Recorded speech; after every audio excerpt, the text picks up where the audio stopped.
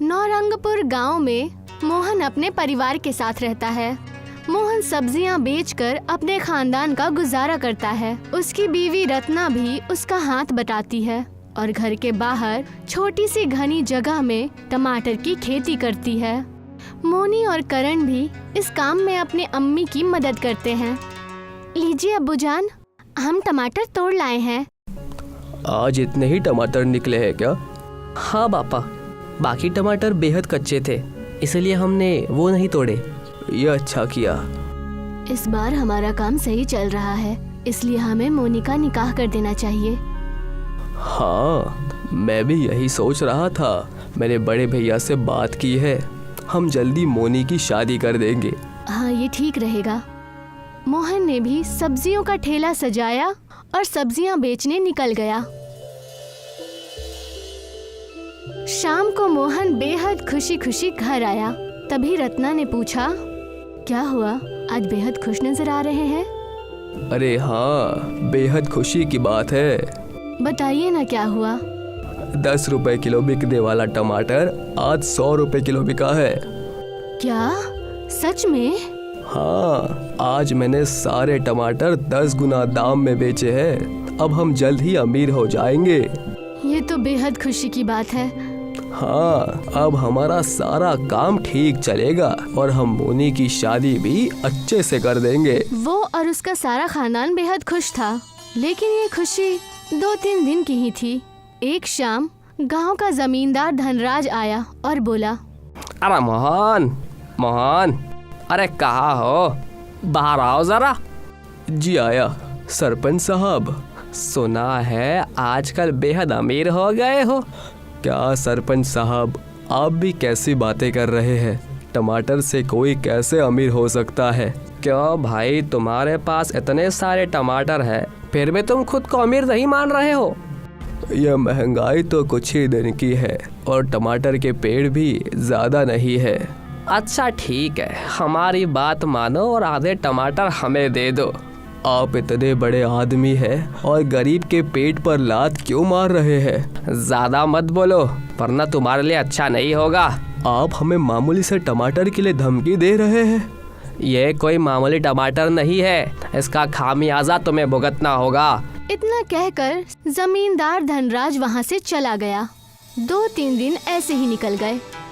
जाओ बच्चों, खेत से टमाटर तोड़ लाओ, मैं भी सब्जी का ठेला तैयार करता हूँ। लेकिन जब उन्होंने जाकर देखा तो दोनों के होश उड़ गए, क्योंकि उनके खेत में टमाटर थे ही नहीं और सभी पेड़ गायब हो चुके थे। दोनों घर आए और अपने अब्बू से कहने लगे, अब्बू, अब्बू, जल्दी आइए। क्या हुआ, तुम दोनों इतने घबरा क्यों रहे हो? अब्बू, खेत में एक भी टमाटर नहीं है। क्या? ये कैसे हो सकता है? उन लोगों ने जब वहाँ जाकर देखा तो पूरा खेत उजड़ा हुआ था। ये सब किया कराया उस जमींदार का ही है। उसी ने चिढ़कर हमारे छोटे से खेत को उजाड़ दिया। हम इससे अपने खानदान का पेट पाल रहे थे, लेकिन उसे ये बिल्कुल भी बर्दाश्त नहीं हुआ।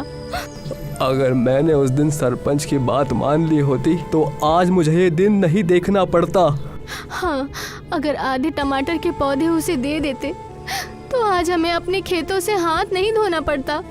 अब क्या करें, हम तो बर्बाद हो गए। मोनी के शादी के दिन भी करीब आने वाले हैं। अब हम उसकी शादी कहाँ से और कैसे करेंगे?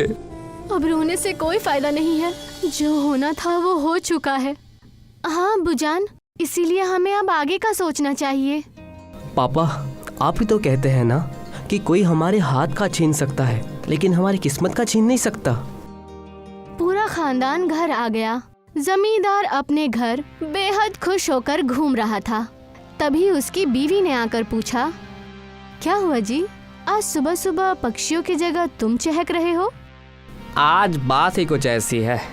तुम पहेलियां मत बुझाओ, चुपचाप बताओ कि आखिर ऐसी क्या बात है। एक बार स्टोर रूम में जाकर देखो।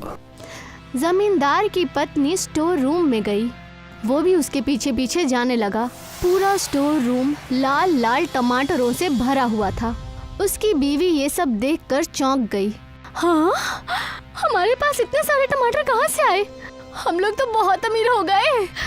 ये सब मेरे दिमाग का खेल है। फिर भी बताइए ना कि आप इतने सारे टमाटर कहाँ से लाए? अब ये बताने की कोई ज़रूरत नहीं है।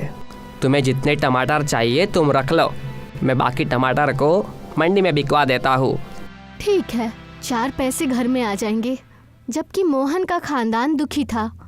उसकी बीवी उसे समझा रही थी, अरे जो हुआ उसे भूल जाइए ना, आखिर इतना क्यों परेशान हो रहे हैं? नहीं भूल पा रहा हूँ, मैं अपनी बेटी की शादी को नहीं भुला पा रहा हूँ। अब्बू जान, हम बाजार से टमाटर के पौधे खरीद कर हम फिर से खेती कर सकते हैं। तब तक आप सब्जियां बेचते रहिएगा, हम दोबारा से टमाटर की खेती कर लेंगे। हाँ, यही तरीका सही है, हमें फिर से खेती करनी होगी। मुझे लगता है हमें इसमें देरी नहीं करनी चाहिए। सभी ने मिलकर पौधे लगा दिए। मोहन वापस से सब्जियां बेचने निकल पड़ा। वो शहर में सब्जियां बेचने लगा और टमाटर के उगने का इंतजार करने लगा। अब पौधों पर टमाटर लग आए हैं। हाँ, लेकिन अभी कुछ दिनों तक सब्जियां बेचना बंद करना पड़ेगा, क्योंकि मोनी का निकाह है तो सारा काम देखना है। हाँ, मैं एक दिन में सारे टमाटर बेच आऊंगा, फिर धूमधाम से शादी करेंगे और कुछ टमाटर घर के लिए भी बचा लेंगे। लेकिन किस्मत में क्या लिखा था ये कौन जानता था। रात को बेहद तेज आंधी और तूफान आया, जिसमें टमाटर की खेती को काफी नुकसान पहुंचाया, जिसने सारे फसल को बर्बाद कर दिया और पके हुए टमाटर भी खराब हो गए।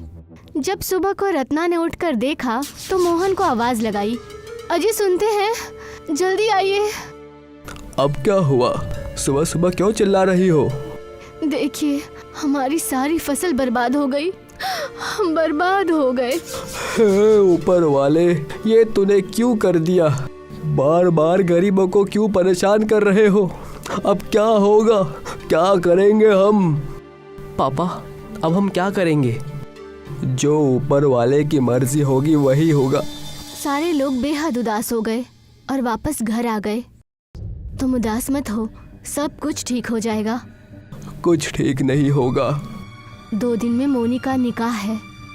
कुछ टमाटर से उम्मीद थी, लेकिन अब हमारे पास पैसे कम पड़ जाएंगे। हाँ, मुझे यही फिक्र है कि अब क्या होगा। तभी दरवाजे पर जमींदार की बीवी आई और उसने कहा, मोनी मेरी भी बेटी है, इसलिए चिंता करने की कोई ज़रूरत नहीं है, क्योंकि मैं आ गई हूँ। हम गरीबों के घर, आपसे अमीर कोई भी नहीं है, आप बेहद अमीर हैं। मैं आपके सामने बेहद छोटी हूँ, क्योंकि मेरे पति ने आपके साथ जो भी किया उसने मुझे बेहद छोटा कर दिया है। सरपंच जी ने क्या किया? उन्होंने तुम्हारे खेतों की टमाटर की चोरी की। हमारा शक सही था। हाँ, मैं ये नहीं जानती थी, मुझे आज ही पता चला। वैसे लालच का अंत बुरा ही होता है, इसलिए मुझे यहाँ खुद आना पड़ा। क्या हुआ? सब कुछ ठीक है ना? जितने भी टमाटर चोरी किए थे वो सारे गल गए। मैं तुम्हारे नुकसान की भरपाई करने आई हूँ, लेकिन इसमें आपकी कोई गलती नहीं है, इसलिए मैं उस नुकसान का हर्जाना आपसे नहीं ले सकती। ये कुछ पैसे रख लीजिए।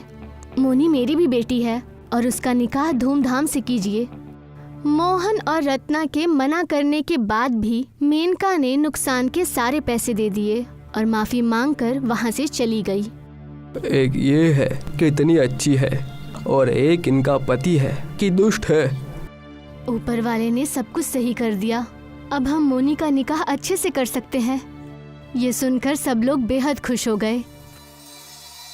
आज और सब्जी बेच आता हूँ, फिर तो कल नहीं जाऊँगा। हाँ, कल निकाह है, कल कैसे जाओगे? मोनी दरवाजे तक गई और चिल्लाई, अम्मी, अब्बू, जल्दी आइए, देखिए ये सब क्या हो रहा है। दोनों ने बाहर जाकर देखा तो हैरान रह गए, क्योंकि उनके छोटे से खेत में टमाटरों की बारिश हो रही थी। वहाँ बेहद बड़ा टमाटर का ढेर लग गया। ये देखकर सभी बेहद खुश हो गए। किसी ने सही कहा है कि ऊपर वाला जब देता है तो छप्पर फाड़ कर देता है। हाँ, ऊपर वाले ने हमारी ईमानदारी और ज़रूरत को ध्यान में रखते हुए टमाटर की बारिश करा दी। तभी उन्होंने पीछे मुड़कर देखा तो घर में भी टमाटर की बारिश हो रही थी। मोहन ने टमाटर के ढेर बाजार में बेच दिए। मोहन लाखों रुपए टमाटर बेचकर कमा चुका था। जमींदार को जब ये पता चला तो तो उसने खुद को ही दोष दिया और कभी भी चोरी न करने की कसम खाई। अगले दिन मोनी का निकाह धूमधाम से हो गया। मोहन अब बेहद अमीर बन चुका था। अब सभी लोग खुशी खुशी रहने लगे। नंदन एक किसान था। उसकी खुद की कोई जमीन नहीं थी, इसलिए वो लाला के खेतों में काम किया करता था। वो सारा दिन खेतों में काम किया करता था और जब फसल की कटाई होती थी तब लाला जी वहाँ पहुँच जाते थे। अरे वाह वाह, गोलू भोलू, उठा लो सारी सब्जियां, उठा लो। अरे लाला जी, मेरा हिस्सा? अब वो तो मैं भूल ही गया। लाला ने अपने मुलाजिमों को इशारा किया और मुलाजिमों ने कुछ सब्जियां और धान अलग कर दिए। लाला जी, ये तो बहुत कम है। अच्छा, अब तेरे मुंह में भी जुबान आ गई? हाँ, तो मुझे बताएगा क्या कम है और क्या ज्यादा है? लाला जी, ये मेरे हक का हिस्सा है। मैं पूरे दिन खेतों में काम करता हूँ, तो मुझे अपने हक का हिस्सा मिलना ही चाहिए ना। हाँ, बहुत लंबी जुबान हो गई है तेरी। तुझे मेरे खेतों में काम करना है तो कर, तुझे इतना ही हिस्सा मिलेगा, समझा? लाला के मुलाजिमों ने बाकी सारा अनाज और सब्जियां उठा ली और वहाँ से निकल गए। नंदन परेशान हो गया। अब इतनी कम सब्जियों को फरोख्त कर मैं कितने पैसे कमा पाऊंगा? हे भगवान, मेरी कुछ तो मदद कर दो। ये सब्जियां और अनाज लेकर नंदन मंडी पहुंचा। वहाँ उसने सौदागर को सब्जियां फरोख्त की। इन सब्जियों के 500 रुपए हुए और इस धान के 1000। ये लो भाई। पूरे महीने काम करके नंदन के पास बस 1500 रुपए थे। वो मायूस हो गया और अपने घर की जानिब चल पड़ा। रास्ते में उसे एक ज़ईफा खातून मिली। बेटा, मेरी थोड़ी सी मदद कर दो। 2 दिनों से कुछ नहीं खाया है। अगर तुम्हारे पास कुछ खाने को है तो मुझे दे दो। अम्मा, मेरे पास तो कुछ नहीं है खाने को। तो मुझे थोड़े पैसे ही दे दो बेटा, मैं कुछ खा लूंगी। नंदन ने अपनी जेब टटोली। उसमें बस 1500 रुपए थे। नंदन ने 100 रुपए का नोट उस ज़ईफा खातून को दे दिया। तुम्हें खुद पैसों की किल्लत है और तुम मुझे पैसे दे रहे हो बेटा। भगवान तुम्हें हमेशा बरकत दे, खुश रहो। नंदन वहां से निकलने ही वाला था कि उस ज़ईफा खातून ने उसे रोका। रुको बेटा, तुमने मेरी मदद की है, मैं भी तुम्हें कुछ देना चाहती हूँ। मेरे पास ज्यादा कुछ तो नहीं है, पर ये टमाटर का पौधा है, इसे अपने आंगन में बो देना। नंदन ने वो टमाटर का पौधा लिया और वहां से चला गया। घर पहुंचकर उसने सारा वाकया अपनी बीवी को बताया। लाला दिन ब दिन खून चूस रहा है। वो कभी हमें खुशी से नहीं जीने देगा। वो तो है ही करम जला, पर आपने अच्छा किया, उस ज़ईफा खातून को पैसे दे दिए। कम से कम एक वक्त का खाना तो वो खा ही लेगी। लाइए, ये पौधा मैं लगा देती हूँ। मीना ने वो पौधा लगा दिया। अगली सुबह सूरज निकलने के बाद मीना पौधों को पानी देने घर से बाहर आई और टमाटर के पौधे को देखकर हैरान रह गई। अरे सुनिए जी, जल्दी बाहर आइए। क्या हुआ? वो देखिए। टमाटर के पौधे पर सुनहरा टमाटर? वो सुनहरा टमाटर नहीं, सोने का टमाटर है। मतलब वो ज़ईफा खातून मुझे जादुई टमाटर का पौधा दे गई। वो कोई आम खातून नहीं थी, वो कोई फरिश्ता थी, फरिश्ता। मीना के ऐसे बोलते ही उस पौधे में से एक धुआं निकला और वो ज़ईफा खातून नजर आने लगी। भगवान हर किसी के पास खुद नहीं आ सकते, इसलिए लोगों की नेक दिली आजमाने के लिए उन्होंने हमें भेजा है। नंदन, तुम नेक इंसान हो, इसलिए ये सोने के टमाटर का पौधा मैंने तुम्हें दिया। इस पौधे में रोज एक सोने का टमाटर उगेगा, लेकिन होशियार रहना, जिस किसी ने भी इस पौधे को उखाड़ने की कोशिश की वो मारा जाएगा। तुम्हारा कल्याण हो। वो धुआं आसमान की जानिब उड़ गया और नंदन और मीना के तो किस्मत ही खुल गए। उस सोने के टमाटर को फरोख्त कर नंदन ने अपना खुद का खेत खरीद लिया और नंदन का छोटा सा घर अब 2 मंजिला इमारत बन गई। नंदन और मीना अब बहुत ही खुशहाल थे। सोने के टमाटरों की बात गांव में आग की मानिंद फैल गई और लाला को भी ये बात पता चली। सोने के टमाटर? उन सोने के टमाटर के पौधों की वजह से नंदन रातों रात अमीर बन जाएगा। वो पौधा मुझे चाहिए, किसी भी हाल में मुझे चाहिए। चलो, सबके सब चलो। लाला तमतमाता हुआ नंदन के घर पहुंचा। नंदन, ओए नंदन, निकल बाहर। कौन है? कौन है जो भूखे कुत्ते की मानिंद शोर मचा रहा है? तेरी इतनी जुर्रत तो मुझे भूखा कुत्ता बोलेगा? गलती हो गई लाला जी, आपको तो सुअर बोलना चाहिए था ना।